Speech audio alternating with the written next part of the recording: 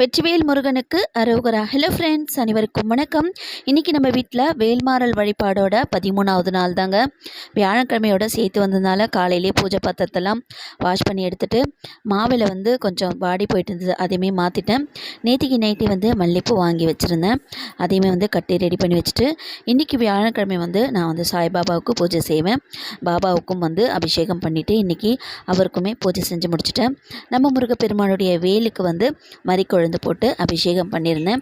நெய்வேத்தியம் பேரிச்சப்பழமும் கல்கண்டும் வச்சுமே இன்றைய வழிபாடை நல்லபடியாக வேல்மாறல் புத்தகத்தை படித்து இன்றைய 13வது நாள் வழிபாடை நல்லபடியாக முடிச்சுட்டேன். நீங்களும் முருகப்பெருமானுக்கு நான்வெஜ் இல்லாமல் வழிபாடு செய்யணும் அப்படின்னு நினச்சிங்கன்னா இந்த வாரத்துலேருந்தே நம்ம தொடங்கிக்கலாம். ஏன்னா கார்த்திகை தீபம் வருது இல்லையா, இப்போத்துலேருந்தே தொடங்குனீங்கன்னா உங்களுக்கு தைப்பூசத்தில் முடிகிற மாதிரி கணக்கு வரும்.